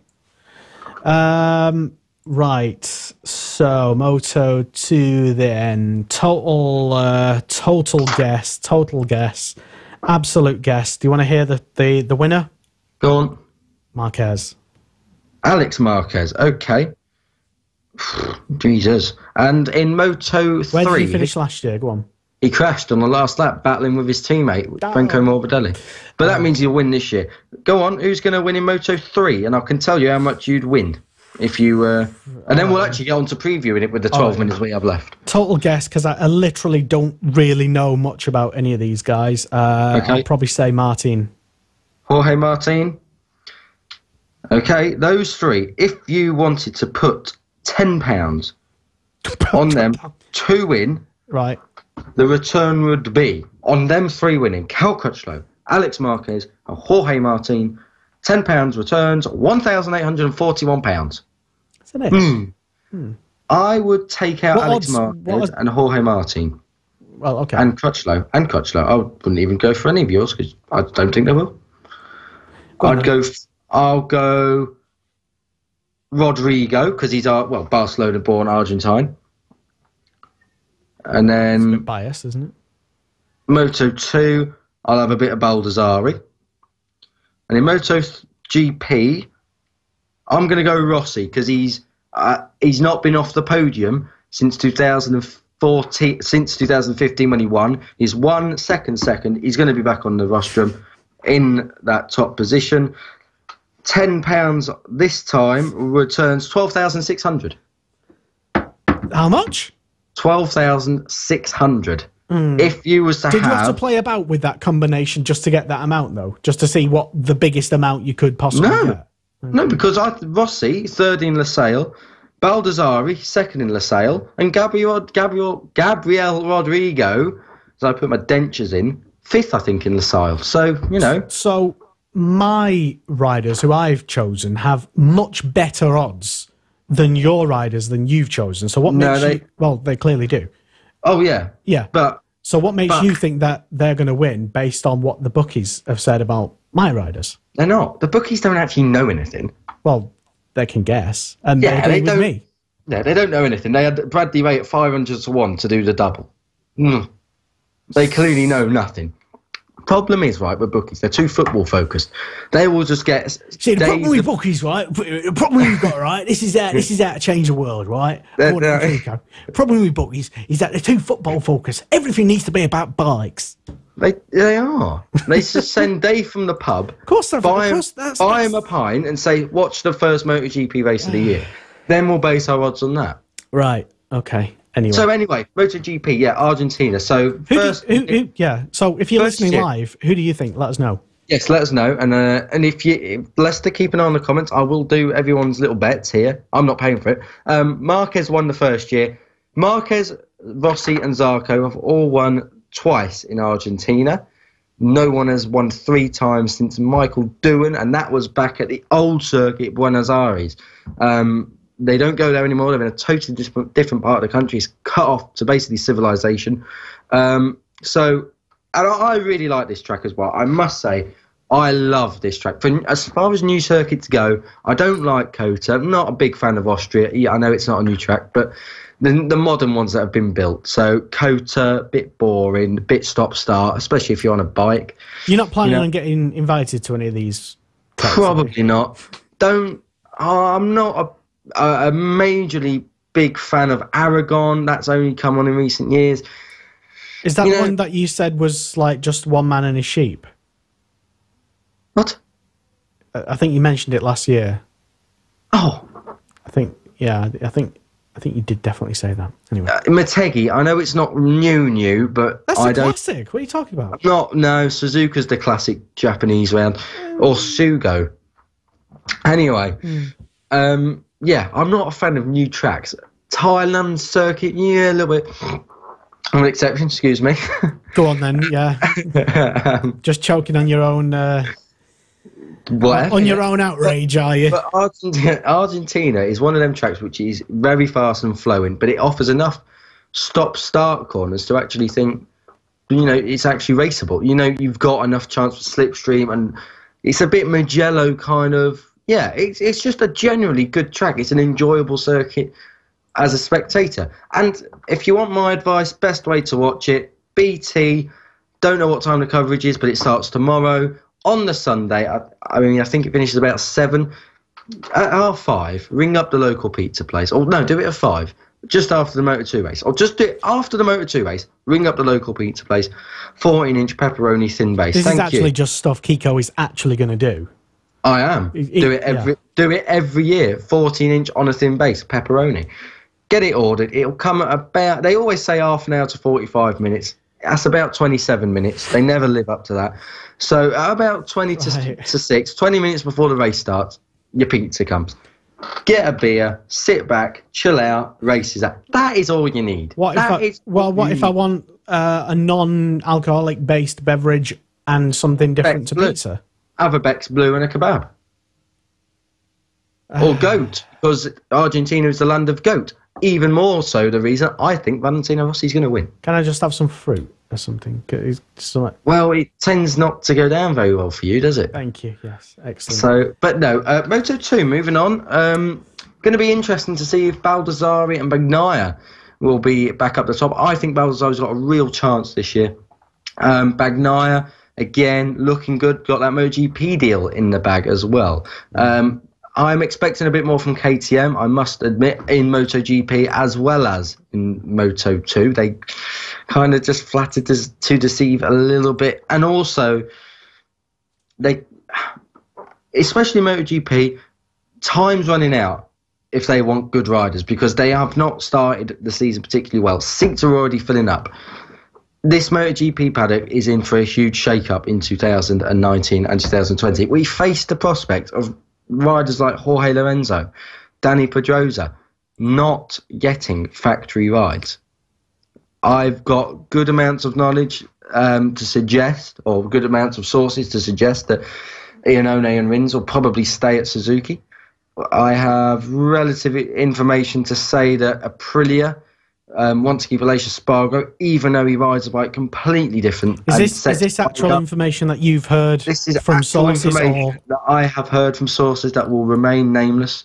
And I just think that Jorge Lorenzo is under huge pressure here, as is Dani Pedrosa. If Johann Zarco moves to Honda, like the rumour is, and like people say that he already has signed and done the deal, if Danilo Petrucci keeps on beating Jorge Lorenzo, you have to think that he will get that ride. So both Ducatis will then be done, because I assume that Dovizioso will stay. He's a series leader. He's runner-up last year, race winner at the start of the year. Both Yamahas are done. Both Hondas would be done if Zarco signs, because Marquez has already signed. Both Ducatis would be done, because you got Petrucci and you got Dovizioso. Suzuki, I think, and have inside knowledge from some sources that suggest that they are going to keep Iannone and Rins. You look at Aprilia, Jorge Lorenzo or Dani Pedrosa at Aprilia, probably not. And then you look at KTM, well, at the moment, no one would want to go there, because they're just not that. They're not there. They're not right up the sharp in line we thought they would. Top 10s, yes, that's all well and good, but they're not near that either, not in the points. It's a difficult one, and I really hope, for the sake of the sport, we don't see rides like Jorge Lorenzo on uncompetitive machinery, because they're good riders. Dani Pedrosa, I think... It's not what you said. I think someone like Dani Pedrosa would be nicer at World Superbikes. Not saying he'd win it, but it's that name, and it would help World Superbikes rebrand a little bit as well. He isn't old enough to go there just yet. Have you segued from who's going to do well to the season into who would improve the image of World Superbikes without even being asked? Basically, yeah. Yeah. But back to the, this is what I'm saying. Argentina is a crucial round, because all eyes are on. People are going to be looking at this race based on results. People they do usually. Yeah, thank you. I mean that people will look at this race, and if Danilo Petrucci, for example, gets a pole and a podium, that just his stock value soars, because he will be right in the mix for that factory Ducati ride. Where does that leave Jorge Lorenzo? We've already said before, should Ducati keep him? That was a poll. I just don't know. I really don't. MotoGP is going to be is a changing face for the next couple of years. Well, some people we haven't even spoke about Moto3. Just quickly, Lester. Moto3. Jorge Martin and Aaron Canet, I don't think we'll have it that easy. There's going to be many more riders. Enea Bastianini, Nicola Antonelli. I think Darren Binder will be up there. Dalla Porta, if he can build on that podium he got in Losail, will be right up there. Moto3, Moto2, and MotoGP nearly summarised. Just one statistic. Sam Lowes, if he wins in Argentina, he'll become the first British rider in the intermediate class to win on 3 different makes of machinery, and he will become the first rider in the entirety of Moto2 to win on 3 different makes of machinery. Also, if we have 3 Italians on the podium in Moto2, it will be the first time since Imola in 1998 that we have had 3 Italians on an intermediate class podium. I'm not going to tell you who they were. Let us know next week. Yes, indeed. And a couple of comments while you were on that, soapbox there. Hey, regarding who might win in MotoGP this weekend, Emily Critchley believes Rossi, or she might just be a fan of Rossi. I'm guessing that's probably who she's going to say. Sam Clowes is still tuned in. Hello, Sam. Thanks for staying tuned in. He believes that Mugello is the best circuit regarding circuits, and what Kiko was saying a moment ago. Just quickly, there was a very interesting piece by Matt Oxley on Mugello. I don't know if it was on Mugello, but David Emmett, the Dutch journalist from Motor Matters, Mugello's on the verge of being lost on this Grand Prix calendar because of the high corner speeds. Not any fault of the tracks, it's a fault of the speed the bikes and riders are carrying. Here's a question. Should Mugello come off the calendar based on safety? Well, according to Sam Clowes, no, because he thinks it's the best circuit. Right, well, I'm just interjecting there for a moment. It was just a topic by a very well accredited and respected journalist. Also, Sam believes predictions for this weekend: Moto 3, Bastianini; Moto 2, Bagnaia; and Dovizioso in Moto GP. Presumably. One moment. Let's have a look. Let's have a look how much that returns. Then go on then.